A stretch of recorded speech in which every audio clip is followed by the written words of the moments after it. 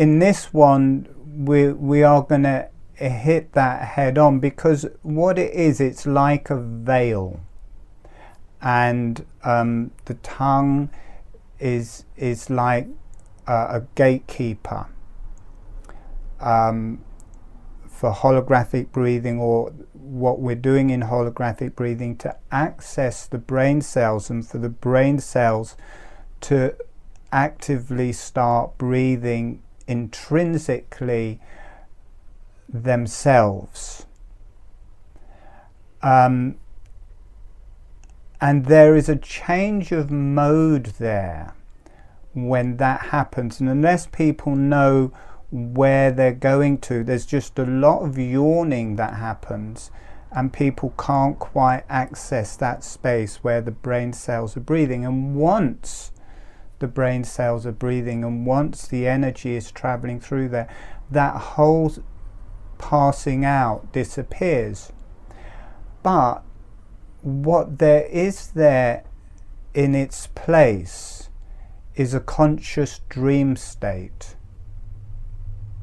accessing our mind or our brain in a way that we're not used to, in a way that it is circumnavigating the intellect, and it's not an area of the brain and how we use the brain that we're used to. Now, we are going to go into that in the second half. In the first half, I'm going to teach you a way of the brain cells breathing and activating the brain cells in a way that it doesn't bring up this dream state and people kind of passing out. And then in the second half, we will go into that and open up that space of the energies, how it works through the tongue and how it works through the brain, to open up that space and to really bring a deep healing to that area. And what I've called, I don't know if it's correct, I've called it the female Kundalini, because it feels feminine. And often in holographic breathing, there's a male side to things and there's a female side to things. And often the female side is hidden. There's like a veil. It's not apparent. The male side is apparent. The female side is not apparent. And for me, I've called this the female Kundalini, because there is a Kundalini that runs from the pelvis and the lower organs up the spine and through the brain. And this Kundalini, or rising energy, that we will be initiating today, it's different. It runs through the organs, through the chest, through the trachea, through the tongue, and then the tongue is like the gatekeeper, and when you work in the correct way with the tongue, then that accesses the brain, and then the energies has got a free movement directly through. And this has been an ongoing teaching to me in holographic breathing, in how holographic breathing activates and brings the brain to life, and everything there, the intellect, the different modes of energies of the brain, the connection to the cranial fluid, the connection to the higher energies, how holographic breathing links that all up, initiates it in different ways, and connects it to the body. And a lot of the healing in holographic breathing is that.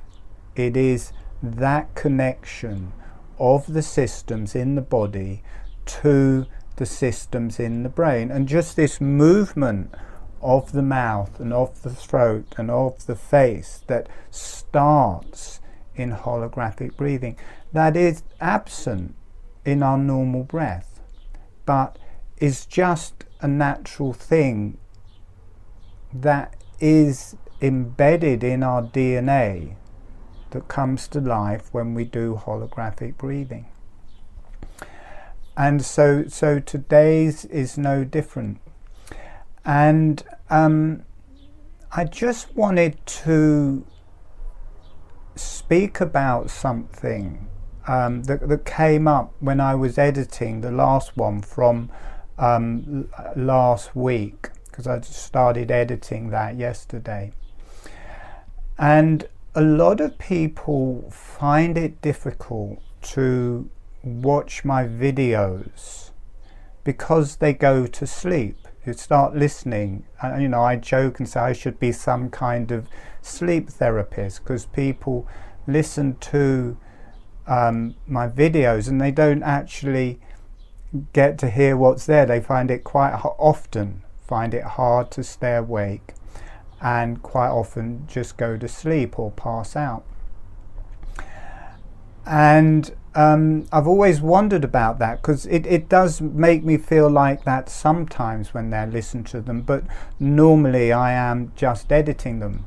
But in editing that one, I could barely keep my eyes open, and I realized it is this function of the female Kundalini, and I think that is just already active in me.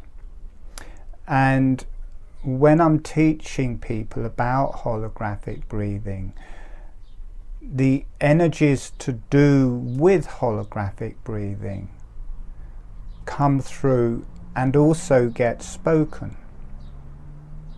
Now I don't actively do that. I don't actively say, oh, energies of the holographic breathing come through and speak to me or speak through me.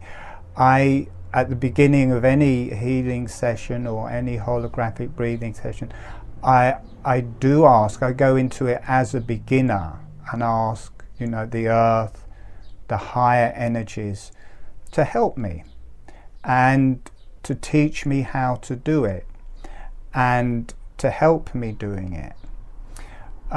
So I do that, but I just, when I'm running these, I just find it suddenly easy to talk, and then suddenly half an hour or 3/4 of an hour has gone past. I'm not actively doing something, but I just think I'm so akin to those energies I don't even notice them, because I am being given the job to bring it through.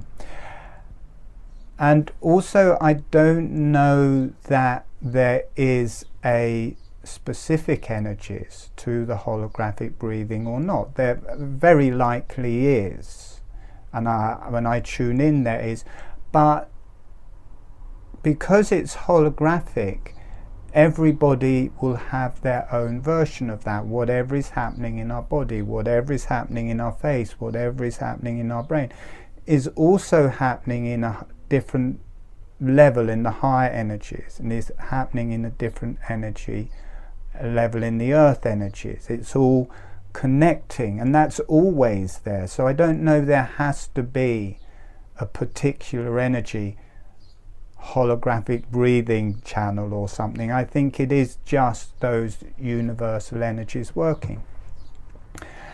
And but editing that video, what suddenly changed it for me was I realized it was the energies of that particular group that were just hitting me strongly, and it was before any of the meditations. It was just me talking about it, and somehow in me giving the intellectual or the talk about it, that was initiating the energies, and I just had to let the energy go through my brain and through my brain cells, and instantly I wasn't tired anymore. As soon as my brain was breathing and working, then I wasn't passing out, and it was connecting to my tongue, and it was connecting to my organs, because I think that is what this particular webinar is about. But as a little bit of advice, because this may affect a lot, certainly I don't, probably not so much the people here, but from the feedback I get from a lot of other people, that people find it hard to stay awake when they're watching my videos. So if you ever want to watch my videos, what is a fantastic meditation is not to worry so much about the intellectual side of what I'm talking about, because quite often it's too much substance to take in all in one go. But allow your brain to start breathing, and your brain cells and the energy to go through your brain as you're listening. And listen, for me there's something going on behind the words. It isn't so particular, isn't me per se. There's an energy coming through that isn't talking to the intellect, and you won't understand the information that is there. It's not on the same level as the intellect. It's like there's a different conversation going on behind the words. And certainly in editing the videos that I've just been doing, that became a great meditation for me, was just to let the words just go completely through me and not worry about them, and notice this thing that was happening in the background. So I think you can use any of the videos to try that with, just to see if it works.